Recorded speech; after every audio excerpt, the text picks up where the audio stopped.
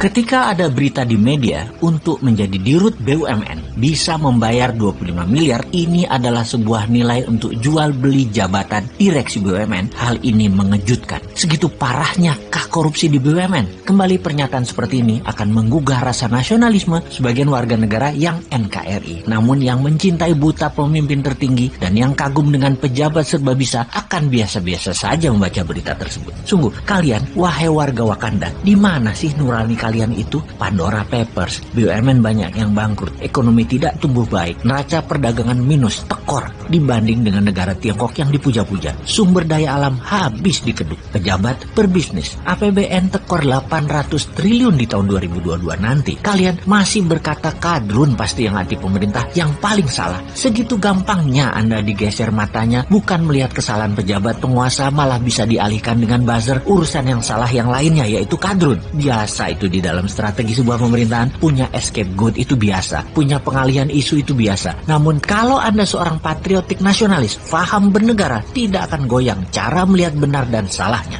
Belum pernah sungguh dalam sejarah Indonesia ada cara bernegara yang sedahsyat saat ini di dalam manipulasi jabatannya untuk cuan pribadi dan kelompoknya, namun tetap bebas pejabatnya untuk melakukannya. Keingat kata Cak Lontong, sesungguhnya saat ini tidak ada pejabat koruptor. Koruptor itu adalah pejabat yang ketangkep korupsi. Kalau tidak ketangkap, ya bukan koruptor dia. Jadi sekarang ini penyalahgunaan jabatan untuk memperkaya diri sendiri jangan-jangan dilakukan oleh hampir semua pejabat, dan pejabat tertinggi diam saja. Begini deh, kita semua tahu cara korupsi terbaik adalah transaksinya di luar negeri dengan proyek di luar negeri atau impor. Izin impor dan apapun yang negara impor 100% pasti ada komisi di negeri lainnya. Oleh karena itu, kita pertanyakan kalau ada yang tahu dan peduli tentang proyek IBC, Indonesia Battery Company, yang akan membeli perusahaan mobil listrik yang tak jelas juntrungannya. Secara pribadi, si Sontoloyo ini menilai akuisisi perusahaan listrik asal Jerman yang akan dilakukan oleh IBC, Indonesia Battery Corporation, tidak layak dan tegas harus ditolak rencana akuisisi ini.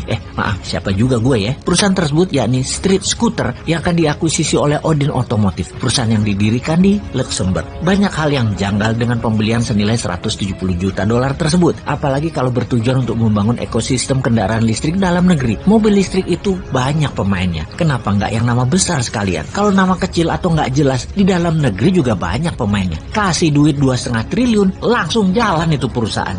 Lupa, nggak bisa dimainin harga dan komisinya ya kalau lokal. Oh iya, maaf, lanjut ke luar negeri. Sekali lagi kita bertanya, kenapa mesti beli mobil listrik di Jerman? Apa karena bisa digoreng sahamnya di masa depan? Buat cuan dari papers trading gitu ya rencananya? Sungguh, di dalam pengambilan keputusan, pejabat tidak boleh mengambil keputusan berdasarkan future valuasi. Ini negara, bukan bisnis. Negara jangan berbisnis. Yang untung bukan rakyat, tapi pejabatnya. Kalau pemerintah berbisnis, memang pebisnis berbasis bursa saham yang sering mainan valuasi perusahaan memang sering melakukan bisnis berdasarkan valuasi masa depan atau future valuation. Tetapi mudah-mudahan Pak Menteri yang tindakannya katanya sudah disetujui pejabat tertinggi tersebut, mudah-mudahan pejabat tertingginya paham cara mereka main yang terlihat menguntungkan sesungguhnya hanya di kertas dan jualan kertasnya yang untung. Di dunia nyata atau sektor realnya mah nggak bakal ada apa-apa, apalagi kemanfaatannya buat menyerap tenaga kerja. Jauh panggang dari api. Tapi saya yakinlah semua buat NKRI kok. Bener kan? Kalian kan mau jabat lagi di 2024, harus cantik di etalase medianya walau terlihat wagu videonya di pompa bensin kemarin.